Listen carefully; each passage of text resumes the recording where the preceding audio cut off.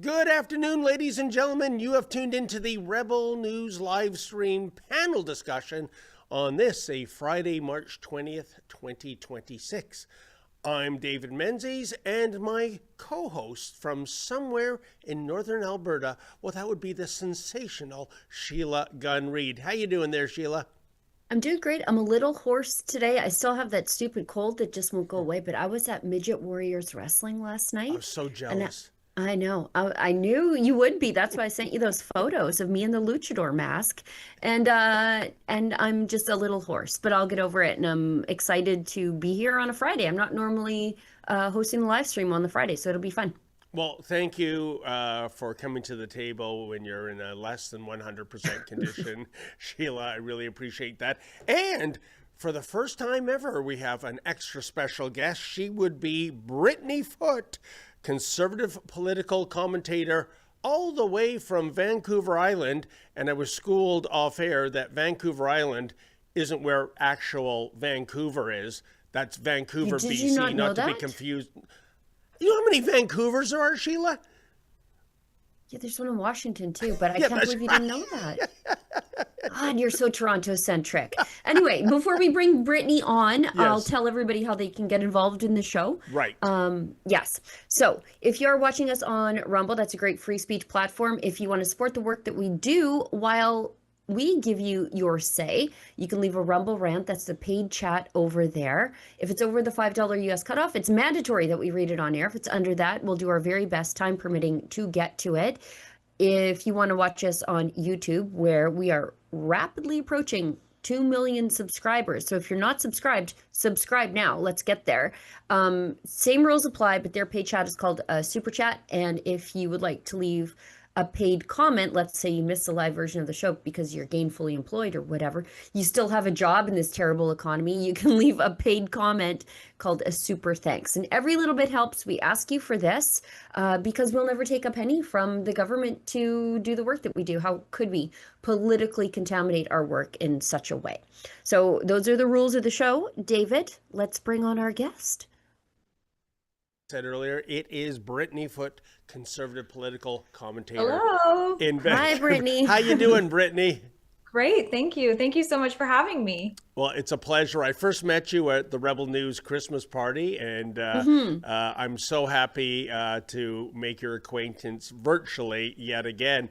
And ladies, without further ado, what everyone seems to be talking about is Poilievre going on the Joe Rogan podcast, the #1 podcast in America and Canada, for that matter. In the world, I believe. Yeah. It's in the world. So you're good for getting him. eyeballs. So if that's the goal, why don't we throw to a clip first? I guess the DNA regarding Justin Trudeau came up, but Mr. Poilievre, he wasn't taking the bait. Let's check it out.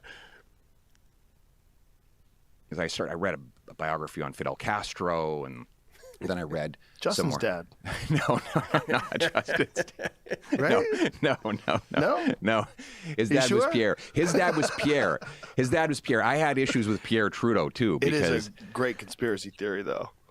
Well, it is a hell of a. I don't think it's a true one though. His dad is Pierre. Unfortunately. His dad was very controversial while I grew up because he did a lot of damage to the oil sector, and we're from oil country.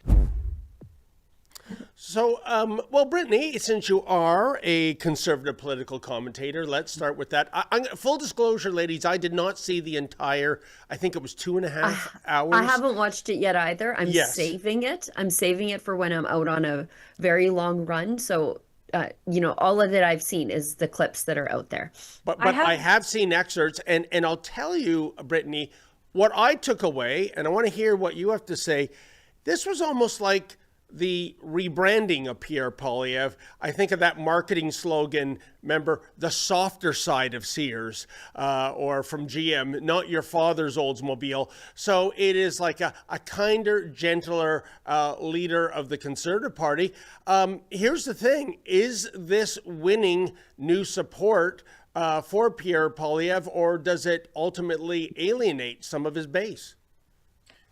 What I have to say about this is the reason I thought before it would be a good idea. I mean, I know that during the election, it might have been a little bit touchy because of all the drama that was going on with America. But the thing is that these clips are insane. I never really pay attention to my Facebook, but I decided to start posting clips on Facebook. I had over 1 million views on my Facebook page from reclipping all of these. And my page grew overnight like crazy. So, and as we know, there's a larger population of older people, boomers, as we say, on Facebook. So to me, that's a great sign that these clips are getting out there. That's great. And also, Brittany, since you saw the whole enchilada, was it completely smooth sailing for Mr. Poilievre, or did you think he might have made a misstep or two? I watched it. I've watched all clips over and over again, and I can't find any missteps. I feel like this is finally the side of Pierre that we've all been wanting to see. And something that I've personally been saying a lot is the problem with political content is a lot of times it's over polished. So it was really nice to see Pierre just sit down and have a very genuine conversation. And I feel like he kind of relaxed and put his walls down and really got into it. And that's not a side of Pierre that we always get to see. So that was really nice to see for sure. And Sheila, before we go on the air, the end segment for Jerry Agar's radio program here in Toronto on News Talk 1010, it's called Touchdowns and Fumbles with Bob Reid. And they look at an issue that happened in the week strictly from a communications play. And we once talked about, remember how the audience voted 66% a couple of weeks ago for Mark Carney changing his position 5 times in 5 days on the Iran war. But even in woke Toronto, from a communications perspective, the audience voted more than 80% touchdown. I think that's quite the nice dandy number for Mr. Poilievre. Well, Tamara Ugolini and I talked about this yesterday on the show. And again, full disclosure, I haven't watched anything. But even from that clip, I think he handled it politically well. Yes, it's a fun conspiracy theory. No, the timeline doesn't line up. I did a deep dive into that timeline of like when Justin Trudeau could have been conceived for him to have that Christmas birthday versus when the Trudeaus were in Cuba. And it just didn't line up. But it is a fun conspiracy theory. And yeah. Is it any better that his dad is actually Pierre Trudeau? As a Westerner, it's not really. And I think he handled that question sort of politically well. Like, yeah, it's a fun conspiracy theory, but no, it's just as bad that his dad is actually old man Trudeau with the giving the finger to the West. But it cannot be a bad policy to talk to the most number of people. Like, what I mean? And that's exactly what he did. And especially when we are in a terse situation with the Americans, thanks to Mark Carney and the Liberals fumbling of the single greatest trade and military relationship and cultural relationship that the world has ever known, to speak to the Republicans directly on the shows that they watch. That's the good way to do it, not the Doug Ford way to do it by going on MSNBC and CNN, which, as I described yesterday, is just the background noise at the airport or the dentist's office. So I think he did the right thing here. On that point, Sheila, I thought one of his biggest communications home runs was when he turned around the tariff argument, stating how this is going to hurt Americans. And he brought up a very common vehicle, I guess the number one selling vehicle in North America, the Ford F-Series pickup truck. It is aluminum grade aluminum that goes into that truck. And he stated there's not enough aluminum nor the electricity to manufacture it in the U.S. So putting tariffs on this coming in from Canada, for the electrician in Ohio or the miner in Pennsylvania, that's going to hurt them. And I thought using, not some abstract argument, but something tangible, something that would resonate with especially the Republican base, I thought that was a masterclass point, Sheila. Yeah, and Danielle Smith did that too when she went to Mar-a-Lago, and I think it was a Prager. Was it a Prager event that she went to? Where she sat down with Ben Shapiro.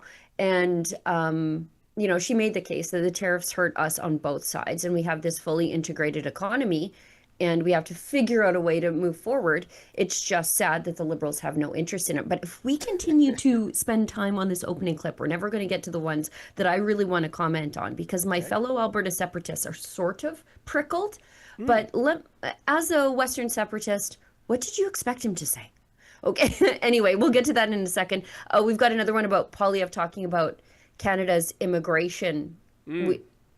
We've described it as a policy here, but I would describe it as a full-scale meltdown in this country. So let's get to that one.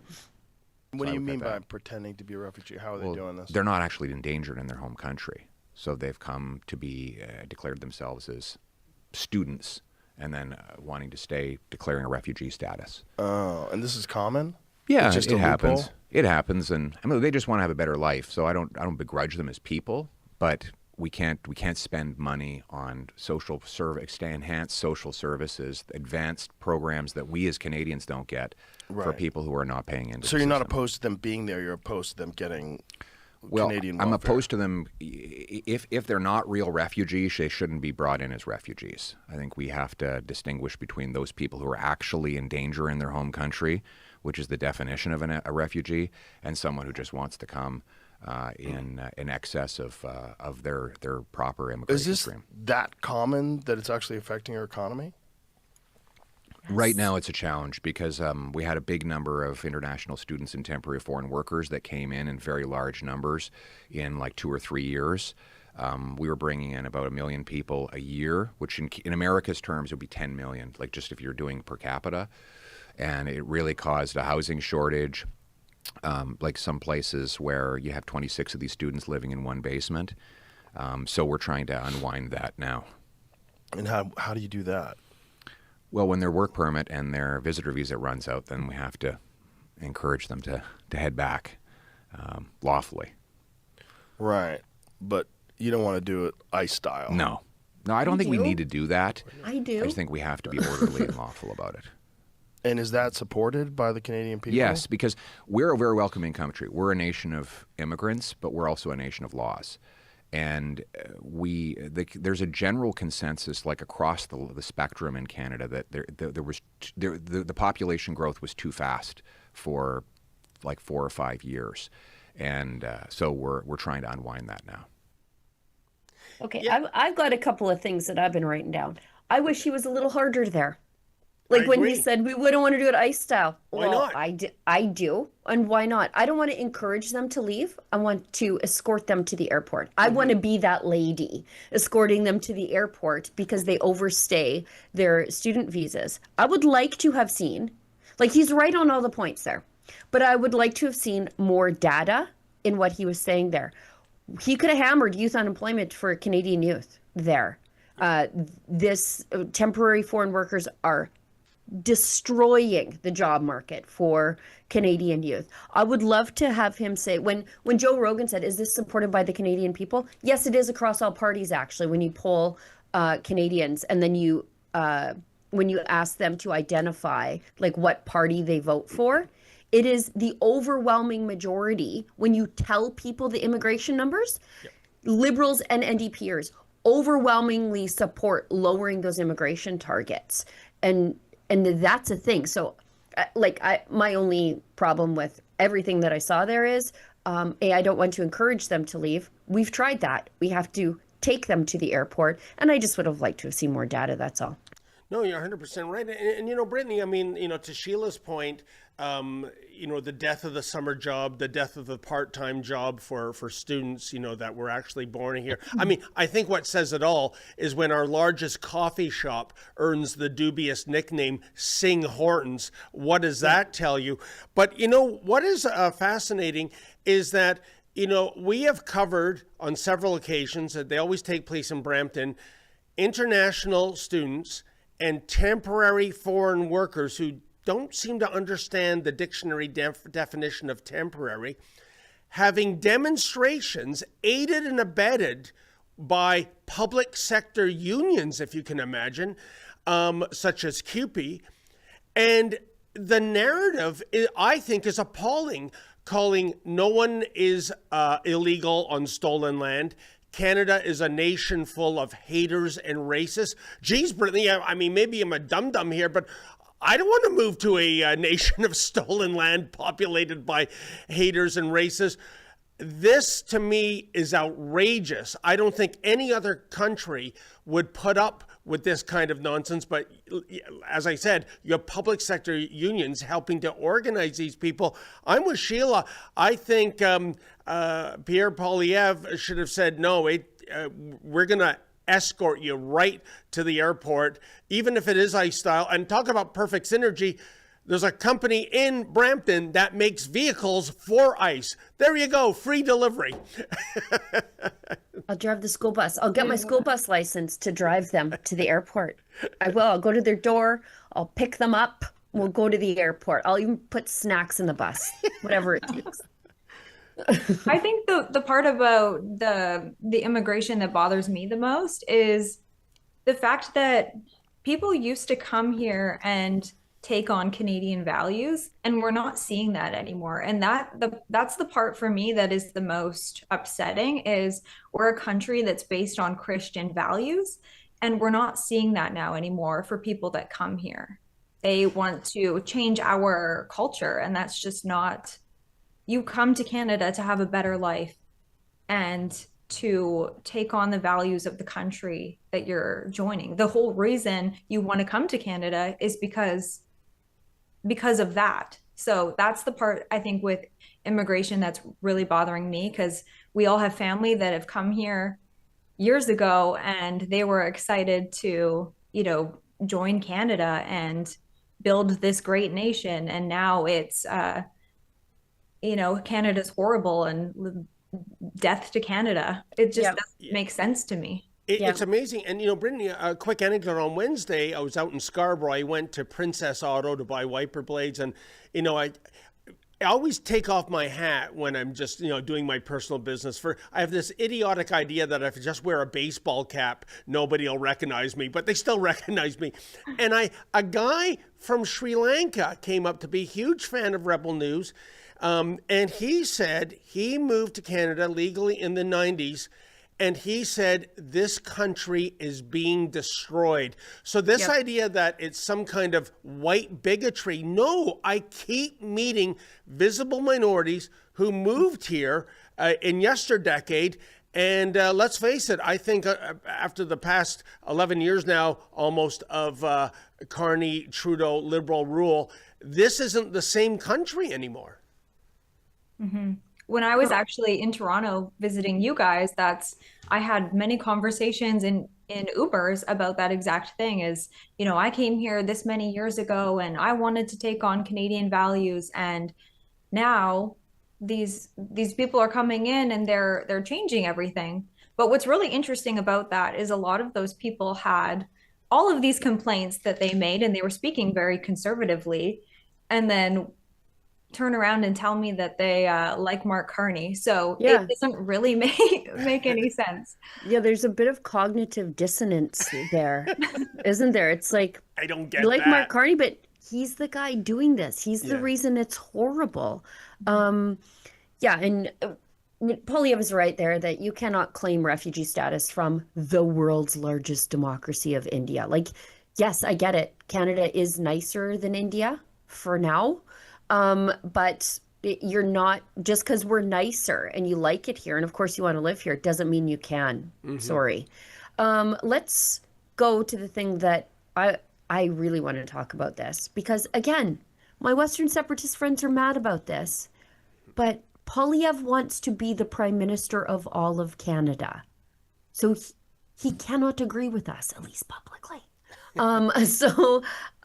He's asked, Poilievre is asked by Rogan, do you think Alberta will leave? And Poilievre says no, but that is yet to be determined. We'll know that in October now, won't we? Let's watch. Well, there's talk about Alberta separating. That won't happen. What was that about? It won't happen. Some people are frustrated, but there's some legitimate frustrations. But at the end of the day, Canada's going to be united. And Albertans, I'm born and raised Alberta, and Albertans are seriously patriotic Canadians. Very patriotic. Yeah, they're great people, hardworking. Some of the nicest people you ever They run are across. great people in Hardy. Alberta. They are hardy Hardy. people. It's cold up there. They It know is how cold. to survive. Exactly. You got to be tough to survive the cold in Yeah. Canada. Carve a country like we have out of that cold weather on that big open land. But people just keep on going. And Alberta's got a real kind of rugged individualism. Yes. And people love their agriculture. There's great ranches in Alberta, beautiful grasslands in Saskatchewan. Doesn't And Brock Lesnar have a place up there? I didn't He know do. that. I think Brock He does. Lesnar Really? bought land in Alberta. Yeah, Really? I think he owns a ranch Saskatchewan. up there. Actually, I had heard that from somebody. Yeah, I I've think never he, seen he him. fell in love with it. Well, he's a big hunter as well. I Right. think he fell in love with it up there because it's so magnificent. It's so gorgeous. It's a great country. And it's the a big woods country. are so dense and beautiful, and you got wolves and bears and moose and everything up there. It's an amazing country. The Canadian Rockies are spectacular as well. They're a worldwide attraction. You go to Lake Louise, it looks like a tropical lake because it's all this runoff from the mountain melt, and you'd think you were in the tropics because it's this turquoise green. That's where I grew up. I love Calgary. I love Southern Alberta. That's really my home. And so you got to come to the Stampede. Greatest outdoor show on earth. A lot of Texans go up for the Stampede? because it's a rodeo. It's a Right. huge rodeo. Yeah, people don't think cowboy Canada. They don't think of that, but yeah. Calgary, they've got some serious Oh yeah, cowboys there. no, they really do. Yeah, look, I love Rogan. Canada. I just If you did your comedy show in Calgary, you'd get a massive turnout. All right, I'm going to weigh in. First of all, you might not think cowboy when you think Canada, but you certainly do think cowboy when you think the prairies. Brock Lesnar's land is in Saskatchewan. And there's a picture of Brock Lesnar on, I think it was Monday Night Raw, where he's wearing a Coulter Wall t-shirt. So Coulter Wall is, I think, the #1 folk music act in the world. Brad Wall's son, former Saskatchewan premier. Yeah, absolutely. Okay. He's on a little bit of a hiatus right now. Everything that Poilievre said about Alberta is true, except for the fact that we won't leave. We might.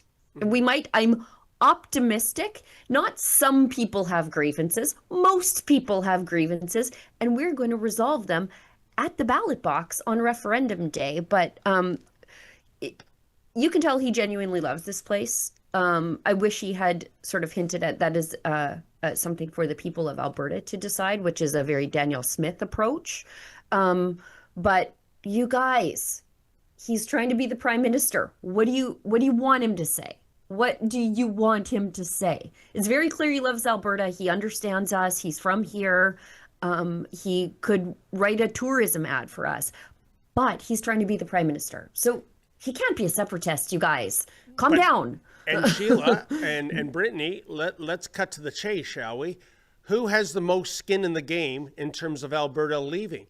Sure, the If Conservatives. Alberta became the 51st state or an independent nation, and all those electoral seats, the line share, which are conservative, go bye-bye, I would put forth it might be an impossibility moving forward for the Conservative Party to ever score a majority government. So, Brittany, for that reason alone, doesn't that give, Mr. Poilievre skin in the game to make sure Alberta stays exactly where it is? It's so hard for me to comment on the Alberta thing because I feel like I always fall in line of someone who never wants to see the country separate. But I understand how I understand how Albertans probably feel left out. I feel like in BC, we have that problem as well, where, we have all of these resources, and then it's, first of all, in BC, where it's not being utilized the way that it should be.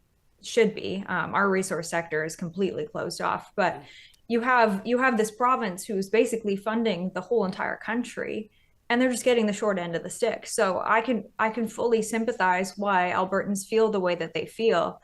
I just personally like the hunky-dory feeling of all of us staying together, but I understand where people like Sheila come from when they're saying everything that they do, because why would you want to keep getting the short end of the stick? It's right. It's crazy. Yeah, we know where Sheila stands, and full disclosure, I lived for 2 years in Alberta. That's where I started my journalism career, such as it is. And if I was still in Alberta, 100% I'm voting to separate or become the 51st state, because this province it's been nothing short of being abused by the federal government. And you can, as the saying goes, you can only kick a dog so many times before it bites back. So I totally understand, ladies, the sentiment in Wild Rose country. Yeah, Brittany, we're going to take the Peace Country too, by the way, just so you know. We're going to take them with us. They're just an extension of Grand Prairie anyway.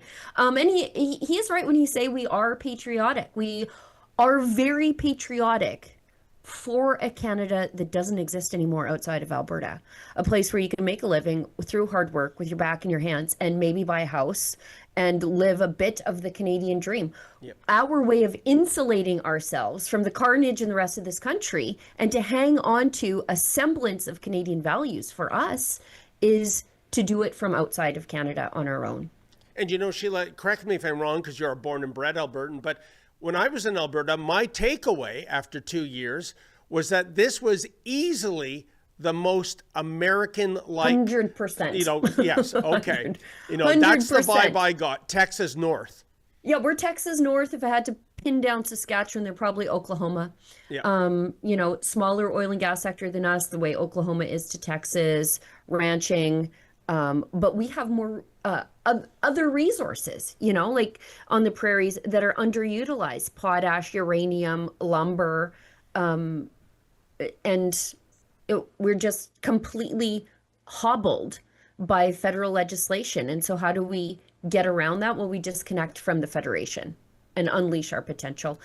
We have to move ahead because we only have Brittany for half the show and we're already there. What? Yeah. Before we move on, they were talking about rodeo. I just want Brittany to know this. When I was in Alberta at a place called Smoky Lake, I actually rode a bull. What do you think about that, Brittany? Are you impressed? I mean, it was only 2.5 seconds, but that went over the over-under line. Can you tell he didn't wear a helmet? Well, I will tell you, my father was a bull rider, and he was one of the Vancouver Island champions. Oh, that's incredible. What a small world. I wish he was in my corner to give me some advice before I got trampled and rushed to the hospital. Said, but don't anyway. Just don't get on.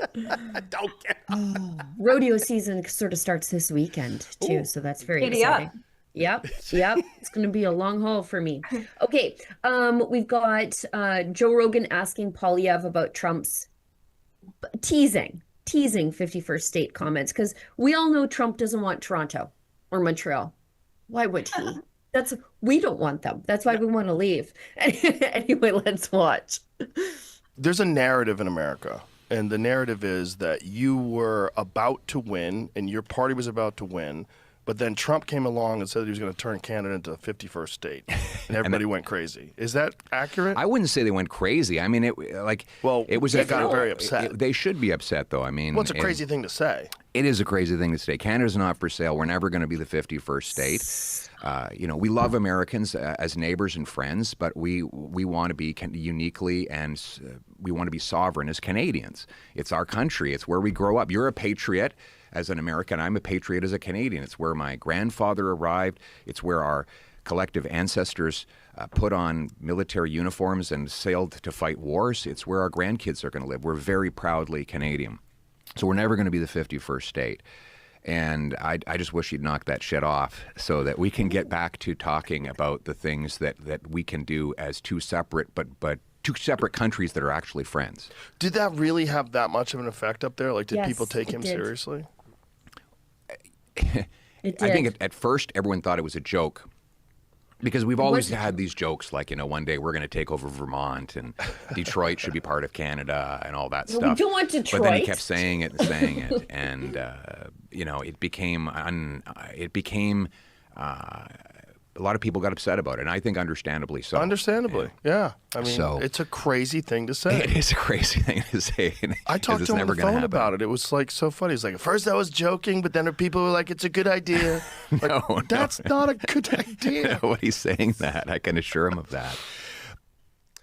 That I think was a political answer, and Poilievre has to play the line that we're all United Canadians and we don't want to be a 51st state. We don't want to see Alberta leave. But ladies, I can tell you, if I had Donald Trump's here, and this is what I would say as a commentator and not somebody who's the leader of the Conservative Party, I would say, Mr. Trump, first of all, it's kind of ridiculous the 51st state would be bigger than all 50 states existing combined. But more than that, in terms of electoral college votes, this would be a windfall to the Democrats, given how left we move. Mr. Trump, what you want Alberta as the 51st state, Saskatchewan as the 52nd state. They're Republican for life. Nobody else. I know he can't say that, but that's what I'm saying. What say you, Brittany? For me, I think the craziest thing is that we ended up in the situation where we have so much going on in Canada. We have this huge list of bad things, and then the ballot question ended up being, do you want to be like the Trump? first state? Who's going to take on Trump? And it's like, of everything that we have to worry about, that's what the ballot question is. And somehow these Canadians who never cared about Canada before, especially during, the convoy, when I was door knocking, it used to be if you showed up at a house with a Canadian flag, that was probably a supporter. Yeah. And then I started knocking and I was like, why do all these Canadian flag people, why are they the opposite? And then I realized they all had these fold lines in them. They were brand new flags. So they just decided all of a sudden to be a patriotic Canadian because they were so, elbows up to Trump. And that's the part about this whole thing that just really irked me, is the fake patriotism. Do you know, Brittany, if I may, I think that is a brilliant point. It is something I noticed. You go back to 2022, one of the icon images of the Freedom Convoy be somebody in a pickup truck, a hockey stick with a Canadian flag on it. I would talk to these people. They would say, not a day goes by where somebody doesn't pass them giving them the middle finger. So the Canadian flag was almost seen as the symbol of the, the fringe minority, or the untouchables and all those other nasty words. And then, wow, something that was out of fashion on the left came back big time with the whole elbows up. Sheila, what was your thoughts on that? Because I couldn't believe, I know fashion recycles itself, but that was ridiculous. Yeah, we went from maybe the Canadian flag is a symbol of extremism to, if you don't put your elbows up and every day looks like Canada Day, you're some sort of traitor. It happened real fast, like in 18 months. And again, Poilievre accidentally used a phrase Doug Ford uses, and it just made me cringe the second I heard it when he said, Canada's not for sale. That's such a Doug Ford-ism that it just was like, it just prickled me. But it is true that Trump's teasing on being the 51st state created a class of voter, weaponized a class of crazy voters in that Laurentian realm of the country known as the elbows up boomer. But Sheila, do you really believe that, as opposed to the real issue was the tariff tiff? Because, I mean, everybody knows, even Trump knows, the whole 51st state, it's a gag, it's a goof. Right, you don't want all of them. What is the mentality of a Canadian that buys this and thinks, I got to stock up and get ready for the next international war, a la 1812. We had that crazy lady, that crazy journalist, was it Laura Babcock? Forget her name, where she said that she overheard boomers saying that they were going to go down and organize death squads down at the local curling rink to, I don't know, head to the border and sweep the Americans to their death. Like, whatever went on with Trump's teasing, the unhinged Canadian reaction to it, I think it's drove votes in a certain direction during the election. And I think if the conservatives had come out earlier and said, like, look, we don't want to fight with the Americans. They're our friends. Pin the devolution of the relationship squarely on the culprit, the Liberals, and said, look, they broke this. They certainly can't be trusted to fix this. It's not getting any better. We're getting tariffs. You can't trust these crazy people with negotiations. We don't hate the Americans. We want to sort this out for the betterment of Canadian jobs. I think it would have been a much different, well, maybe at least a closer decision in the election. You know, it's just so baffling to me, ladies. I mean, you know, Canada, one thing we do well, especially in comedic terms, is satire. We're the home of Second City. That Canadians would buy that goof as being legitimate, that Trump is going to take over Canada as the 51st state. I just can't connect with that kind of mentality. Brittany, I understand you have to leave. You're a very busy lady. But before you sign off, how can our viewers follow your content? So my handles vary slightly, but on Instagram it is by.Brittany, and on X it is by__Brittany. Fantastic. Okay. Well, I hope you'll come back. You know, I would love to. Well, maybe we'll let you talk next time. Yeah. No, it was good first time to ease into it. Great. Well, and you know what they say, Brittany? You always remember your first time, right? Stop it, David. Anyway, we want her to come back. we better break right now for that ad break. We'll see you on the other side, folks. Perfect. Bye. Thanks for having me. Bye, Brittany. Bye-bye. Budget 2026 is focused on what matters, including record investments in healthcare, with a strong focus on supporting more doctors and nurse practitioners and providing the services patients rely on most, including an additional 50,000 surgeries. We're also adding much-needed acute care capacity to our hospitals and emergency departments. Budget 2026. Gun bans make great distraction. Trudeau may be gone, but Carney has picked up his same We rhetoric. will quickly, and I mean quickly, reinvigorate the buyback of Hunters, collectors, competitors, and defenders of tradition are still being targeted, while criminals run wild under Liberal policy. But we are fighting back. Join us, Canada's National Firearms Association, in defense of freedom.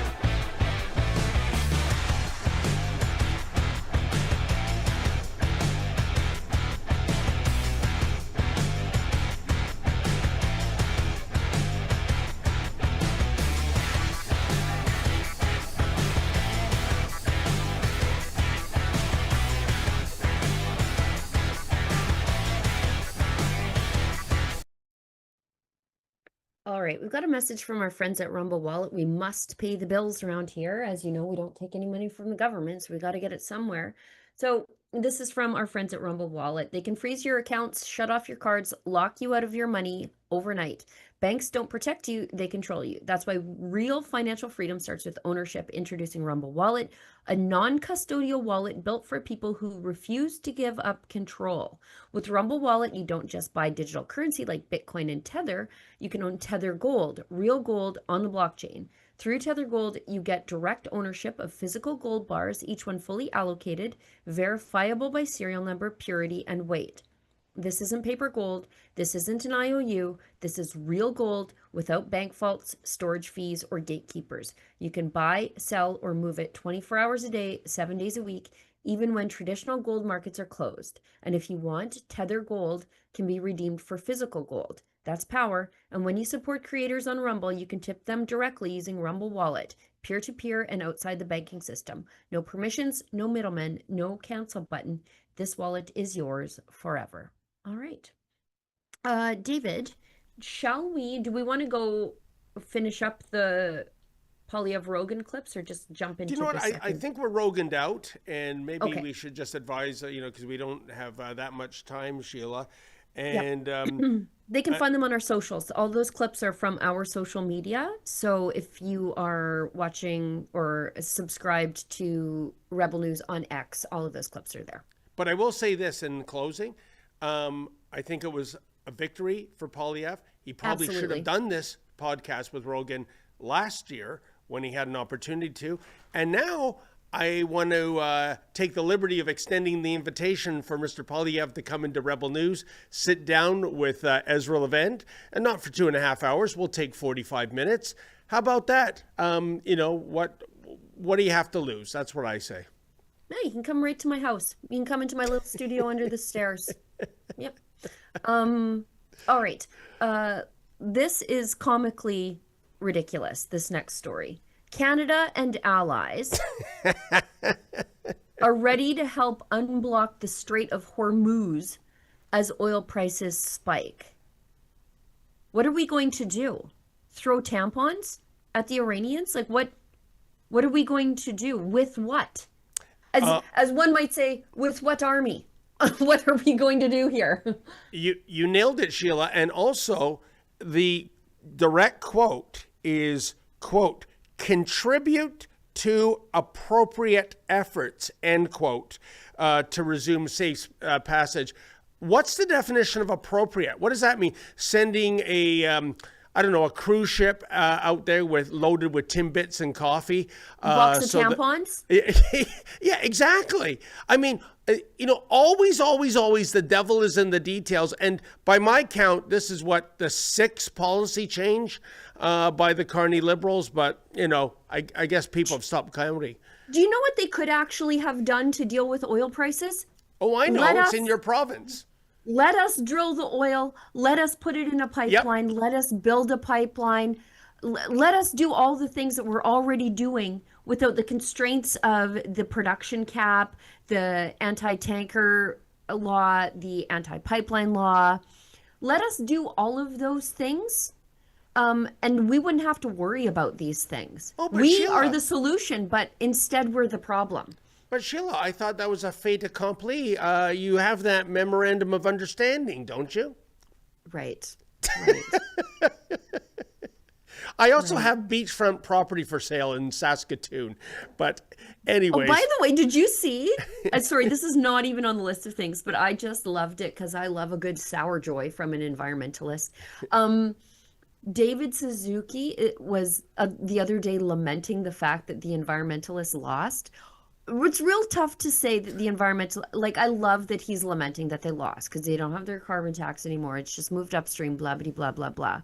But Alberta is still hamstrung by the federal government, and yep. David Suzuki still has a gazillion houses. So I'm not sure how he lost in particular. Did he weigh in on Greta Thunberg? Global warming is not a thing with her anymore. Now it's all about Palestine. So to me, that means... it's not that the environmentalists lost, but global warming is not a... Nobody cares anymore? Yeah. It's not a catastrophic crisis or all those descriptors they gave. And I think Earth was supposed to be incinerated 5 years ago. So I think that's a plus. When you get Greta Thunberg to say, enough of this environmental BS, I'm moving on to some other BS, I think that's a good thing. It's hard to go to a Palestinian-controlled territory and look around you and say, you know what, we got to do the environmentalism here. I have some pictures of what those streets look like, and their garbage pickup isn't a thing. But and that's the thing with any doomsday cult, right? Is they predict how the end is nigh, and then the end never comes, and then everybody leaves the cult except for the core, most radical ones. It's like a distilling of the crazies every time the doomsday doesn't come. And the problem with that is you have the most ardent crazies left behind. Yeah. And I think that's the stage in environmentalism I believe we're at right now. The drinking the Kool-Aid stage. And that worries me a little bit. Jonestown. Yes. Getting the matching tracksuits and Nikes, and then, you know what I mean? Please, I scare easy. Heaven's Gate. We're in the Heaven's Gate stage of environmentalism right now. Toronto Police Chief Myron Demkew admits the plan for the federal government's lawful access bill. We talked about it a little bit yesterday, where they want to just gain access to your cell phone or gain access to your data from your cell phone provider, or force you to turn over subscriber information without a warrant. They're calling it lawful access. I guess it's lawful if you change the law to make sure that you don't need to give any sort of evidence to a judge before he issues a warrant. Anyways, Gary Nandasangri gives the goal away too in this clip. So let's watch.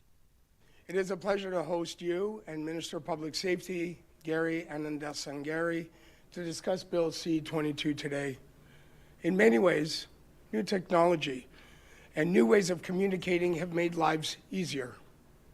But they also made it easier for criminals to plan their activities and avoid justice. We are seeing bad actors use digital tools for all kinds of crime, including drug trafficking, extortion, child pornography, hate crime, extremism, and more. What you've been asking for from the federal government is partnership, and is for us to listen to you and to your colleagues on how to best protect Canadians. And one of the tools that law enforcement leaders across Canada, and particularly the Toronto Police Service and the Toronto Police Association, have been asking for is lawful access as a tool that will enable them to ensure better public safety. We know that over the last 3 decades, law enforcement has been hamstrung in their ability to investigate, as we know that technology has evolved. This is no longer the time when we are carrying pagers or even antiquated cell phones. We are in an era where we have smartphones. With our phones, we have so much information that's available to us. Every desktop computer and every technology out there have significant abilities, not just to communicate, but also to deter those who use crime as a tool to be able to conceal information that will be critically important for law enforcement. Sheila, what is that he was talking about? He's reading from notes and he's still awful. Agreed. I want to ask you something though. The laugh out funny line I thought was when he said, with our phones, we have so much information available to us. The word us, did he mean the royal us, or did he mean us, the government? The feds, I think. Unbelievable.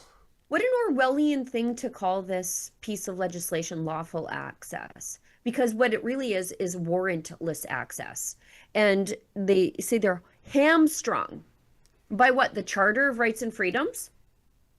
Yeah. Oh, because that's what it sounds like. They're removing the charter from this, their charter obligations to against warrantless search and seizure. So Sheila, as always, I try to see where the opportunity is. And by that, I mean, I go back to the early 90s. Apple stock, if you can believe it, Apple was dead company walking compared to Microsoft. I think shares were as low as $5 a share. And back then I had 30 grand burning a hole in my pocket, and I could either buy Apple stock or a Honda Prelude. Well, I bought the Honda Prelude, and as much as I loved that car, I love being a multimillionaire even better. Because what I'm getting at for today, folks, here is my tip. Invest in burner phones. Whoever makes burner phones, that is going to be the new go-to hot item to keep the government out of your life. I really believe that, Sheila. You're a controversial figure crossing the border. Say you're Avi Yamini. And so you're just subject to warrantless search and seizure of your cell phone device, or you're just out and about and you just get stopped and they go through your phone. What? Yep. This is like North Korea level stuff. Oh, no, but Sheila, it's for our safety. Right. It's for our safety, you see. Right. Because they're wasting too much money going after law-abiding firearms owners to deal with the transnational repression happening in this country and the drug trafficking and the people trafficking. Instead, now they want to be able to prowl through your social media and your subscriber information instead of going to a judge and saying, does this meet the standard for me to get a warrant? If it doesn't, keep looking around, you weirdos. Do your job. Quit focusing all these resources on the wrong people and start focusing on the bad guys. They're making it easier to go after everybody while not going after the bad guys. And one other thing, Sheila, as far as Gary, whose last name is far too Nanda ethnic. Sangari, although I don't say it with a Sri Lankan flourish that Myron Demke did. Here, what I'm getting at, Sheila, is that surely when the first cabinet shuffle comes, he's got to go, as in on a rocket sled out of there. He is an embarrassment. I don't even think he's mentally capable of understanding the notes that he's reading. I don't think he's even reading them properly.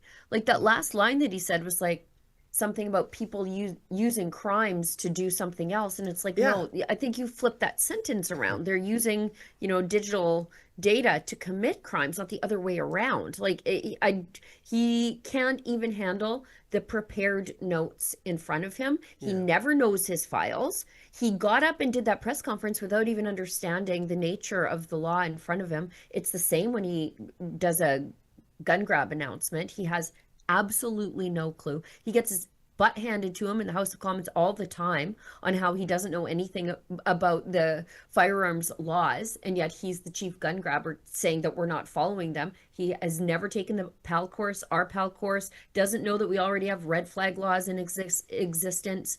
He doesn't understand that we have to have our past conjugal partners. Imagine that.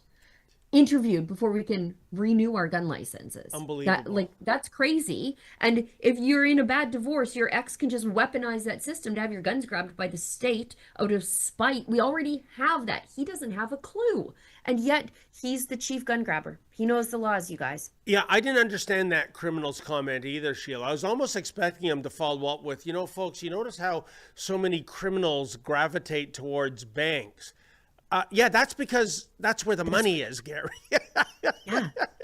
It's like, guys, I was going to say something, but it'll probably get us kicked off of YouTube. I'm just going to move ahead. Let's go to this story from Blacklocks. Oh, yes. This is crazy. Cabinet agreed to ease restrictions. This, by the way, the phrase I'm going to say is going to come as absolutely zero shock to anybody who's ever tried to buy a coffee in the last 5 years. Cabinet agreed to ease some restrictions on migrant labor under lobbying from Tim Hortons franchisees. Access to information records show operators claimed tens of thousands of jobs would go unfilled if they couldn't hire foreign workers. Absolute BS. Our youth unemployment rate shows that this is an absolute lie, and the Liberals had to have known that because it's StatsCan data, which they have access to. It's their government agency. Canada is facing, this is, again, outrageous. Canada is facing a shrinking labor force and ongoing productivity challenges. An October 28th memo from the Deputy Minister of Industry quoted Tim Hortons operators. Persistent labor shortages continue to limit the restaurant industry's operational success, forcing businesses to focus on survival rather than expansion. If you can't survive without hiring Canadian kids, you deserve to go under. I don't care. I don't care. And I can't remember, is Tim Hortons the first or second biggest food service company in Canada after McDonald's or before McDonald's? I know they always jockey for 1 and 2 position, but this is shameful. Tim Hortons, a lot of our viewers might be surprised to know it's not even a Canadian company anymore, Sheila. No.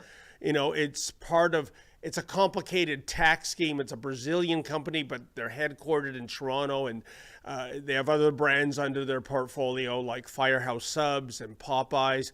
And, you know, I got to say this, Sheila, because let's not forget about the man behind the name Tim Hortons, and that was Tim Horton, the brilliant, for most of his career, Toronto defenseman. You know, Sheila, recently I just finished reading an autobiography of Tim Horton called Open Ice. It is beautifully written. It is unbelievably researched. And I'll tell you, when he started with this scheme of selling coffee and donuts, it was tough sledding. It was not an overnight success. And it truly is, you know, a rags to riches story. Ron Joyce, the former Hamilton police officer, came on board, became a partner, and now look at it. I am telling you, Tim Horton is rolling in his grave right now, seeing what that company has become. Yeah. Yeah, absolutely. It's, you know, it's one thing to see your company sold to a Brazilian holding company, whatever, but that it no longer employs Canadians. Yes. At all. Like, and the Liberals kowtowing to Tim Hortons lobbying. Tim Hortons, if you can't make it without hiring 17-year-old Canadians, you deserve to fold. Sorry. And I believe that about every company. If you can't meet labor market demand by hiring Canadian kids who are underemployed, if you can't make it that way, then you don't get to lobby the federal government to pollute our wage pool with a flood of migrant workers, which drive down the wages for everybody. Like, it is just a cascade of bad things, and they don't care. They don't care. And Sheila, to your point, no one needs to do a red tag day for Tim Hortons. They are enormously profitable. You know, yeah. So they don't need this lifeline. That's the thing. It's not like going back. Remember when Chrysler and GM were going out of business a couple of times and the government threw billions at them because they're too big to fail? That is not Tim Hortons. They don't need this. Right. Every time you go past a Tim Hortons drive-through, it's lined right the hell up, especially if you go past early in the morning, if you're in an industrial town, especially Fort Saskatchewan, I'm looking at you, or lunchtime after work. It's always lined right up. You can hire a Canadian kid. And another thing, weigh in on the comments on this, folks. Was the roll up the rim to win contest rigged this year? I had about 20 cups of coffee. I didn't even win a donut. I mean, that's all I want, a free coffee, a donut. I'm not even jonesing for the EV Volkswagen van, and I won nothing. So I don't know. I think they're kind of like the OLG, if you get my drift. You got to be like Ezra and just never darken their door again. Ezra has darkened their door. I can tell you, we went on a road trip. And when I saw Ezra buy a coffee, and admittedly, folks, he had no choice. Yeah, that's the thing. That's the thing. You got to just make a conscious effort to go somewhere else. What would you do if you did win that grand prize, Sheila, the Volkswagen EV van?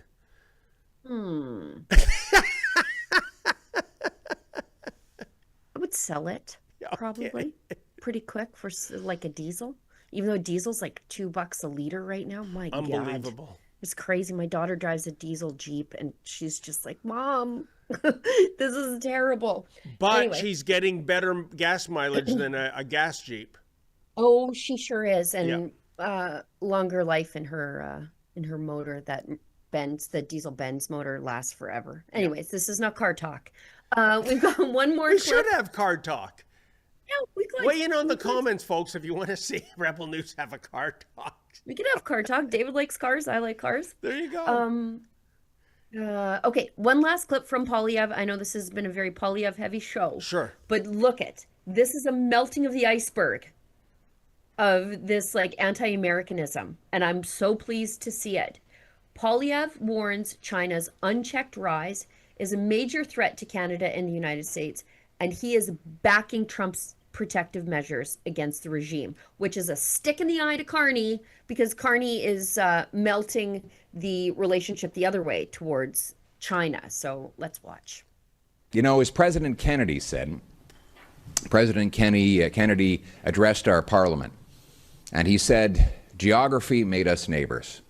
History made us friends. Economics made us partners. And necessity made us allies.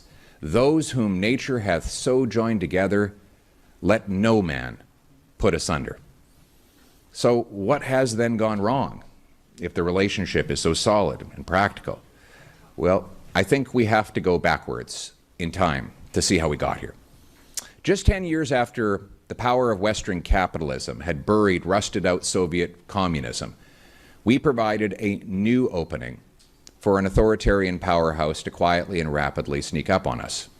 Beijing's communist regime was able to pursue economic enrichment without the corresponding political liberalization that the West had expected. And then one day, the West woke up, and we found that much of our industrial heartlands had been hollowed out, and regions were collapsing from job outsourcing. Our economies were reliant on a country that was, at best, a serious rival, and at worst, a hostile threat. Now, I seek no fight with China or its people, who constitute a brilliant and extraordinary civilization. In fact, if we're being honest with ourselves, China and its people have been outworking, outsmarting, and out-hustling us in the West for the last 30 years. This is a country that went from having 80% of its people living on less than $1 a day to being the second biggest economy in the world in 50 years. It has never happened. But China's rise has come at a serious cost to political and economic freedom in the world. And too often, Western countries and corporate interests have enabled it, sometimes naively. Oh, did we lose him? I think we did, Sheila. But okay. From what I thought that was a brilliant speech. And I'm not sure how it ends, but here's how I would end it. How does Mark Carney go from saying 11 months ago China was an existential threat, which it is, to now saying that importing cheap Chinese EVs is an opportunity for the domestic Ontario auto industry? Sheila, how? Yeah. I'm just happy to see him speaking directly to the Americans in a way that isn't adversarial. Yes. You know, that it's just, this is what they should have done from the very beginning. They should have been the grown-ups in the room. They should have said, Melanie Joly is screwing this up. We can't let Chrystia Freeland anywhere near this file. That's sort of where they should have been at the very beginning. Mm-hmm. But we're not going to get that spring election.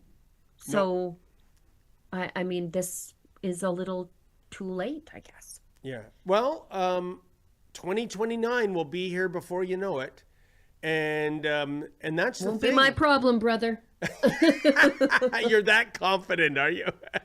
Well, I don't know. You can only have hope, right? Oh, we'll cross that bridge when we get to it. If we are negotiating our way out of this absolute mess, fine. And if not, he'll make a perfectly fine prime minister. 100%. And one last point.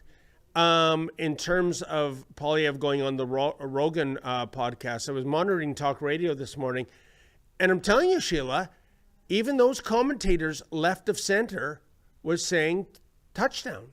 He did a good job. He didn't step in any landmines. There was no big oops movement.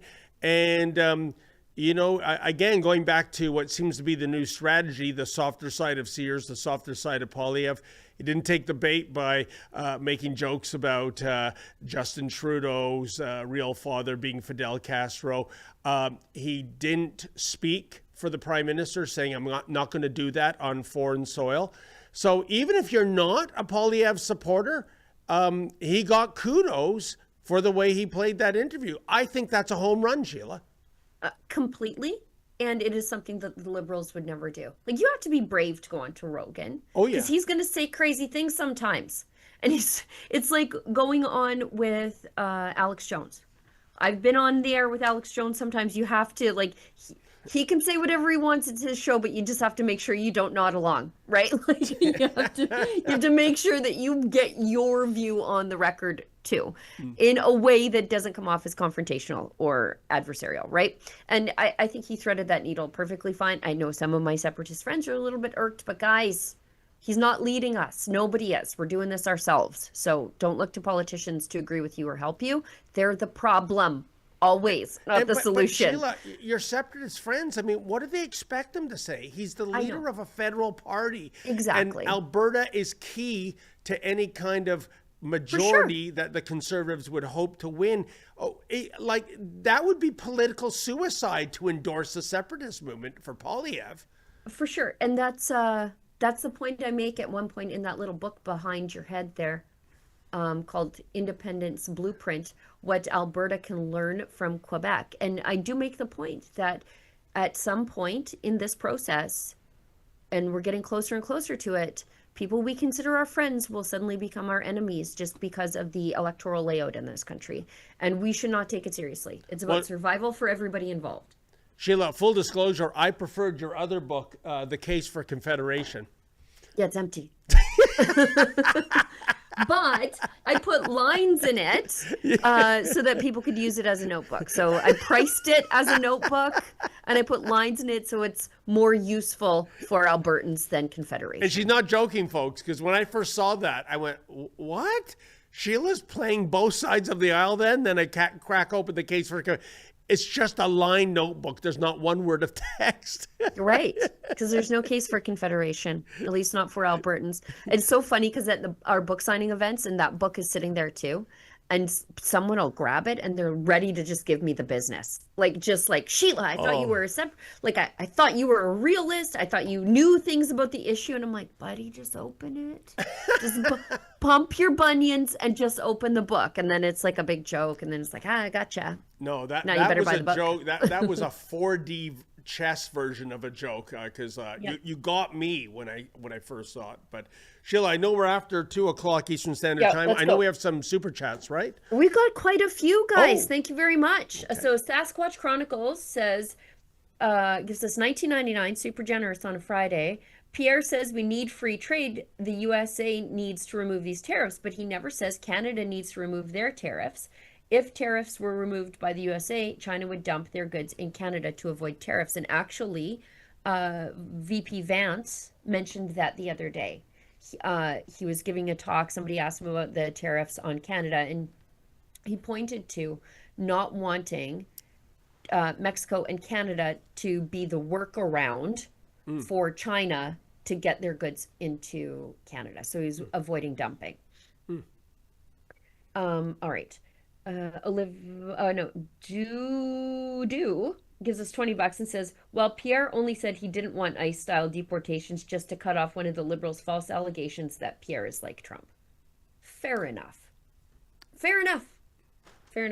But Sheila, I'm consistent. If you're here illegally, if you're overstaying your welcome, you have to go. And if we have to force you into a paddy wagon to bring you to Pearson International, so be it.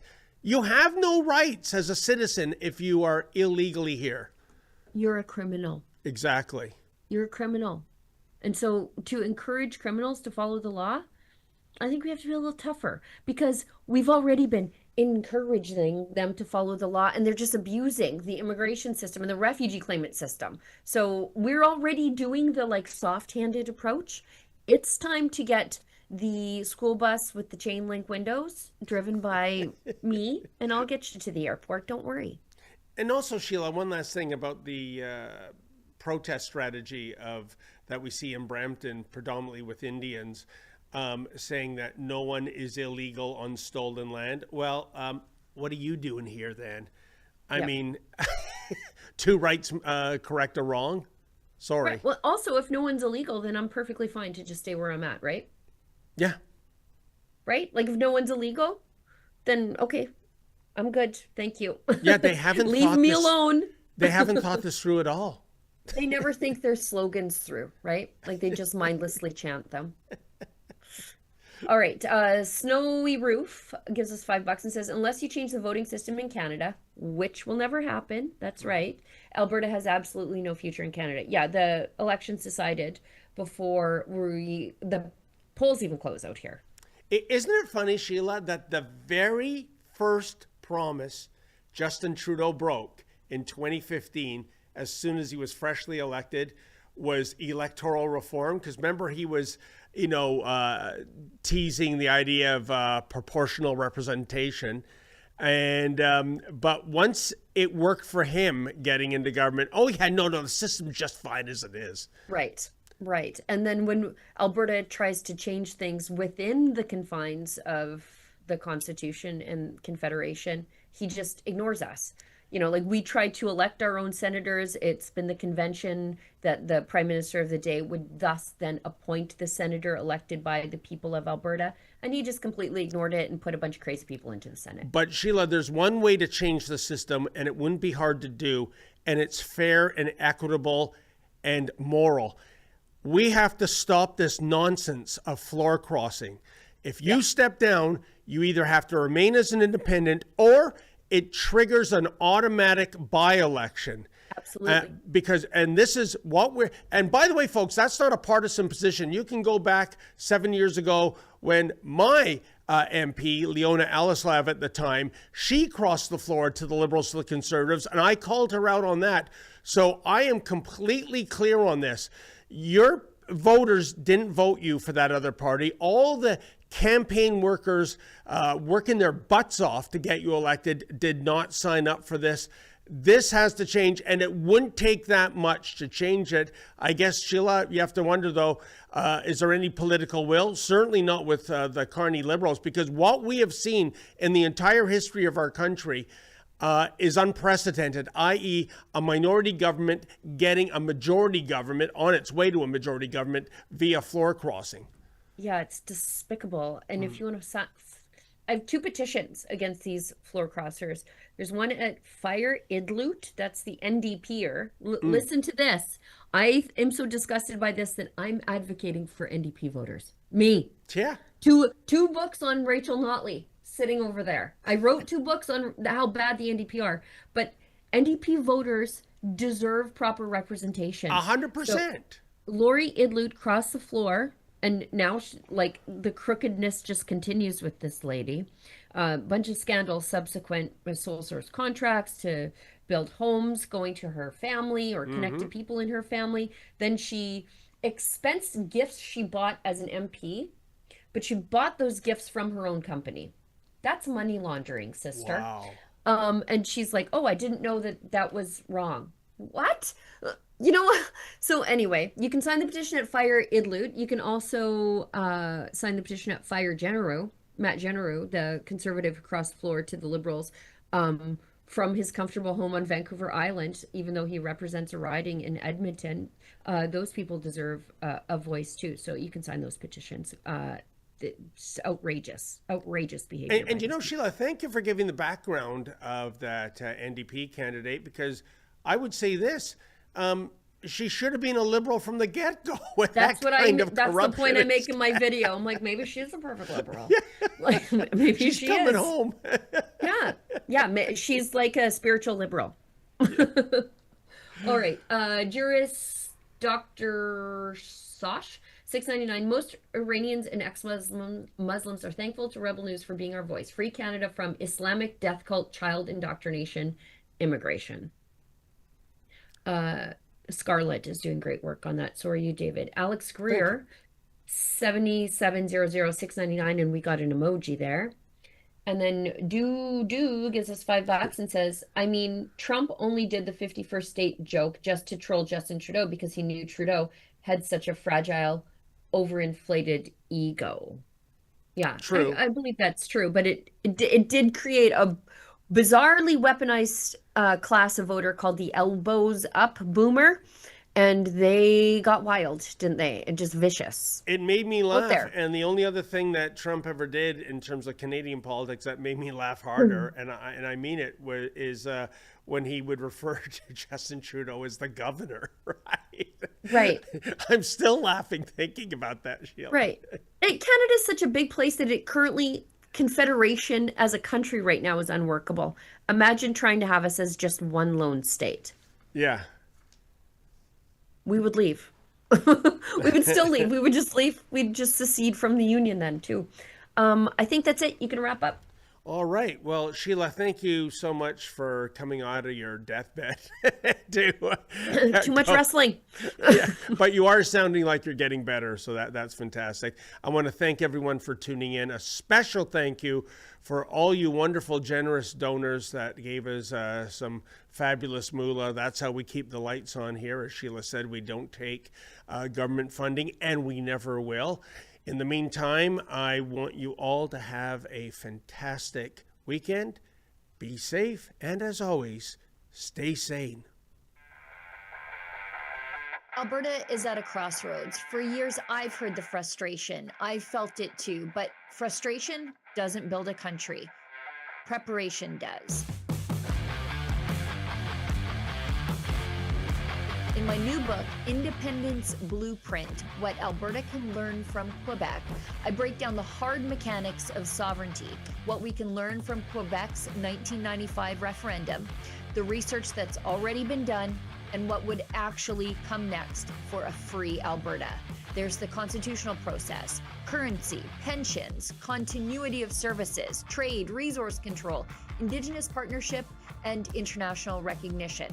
These aren't slogans. This isn't fantasy. These are just hard facts and serious preparation. Whether Alberta stays or goes, we need to understand the stakes. Head over to buy your copy today at independenceblueprint.ca.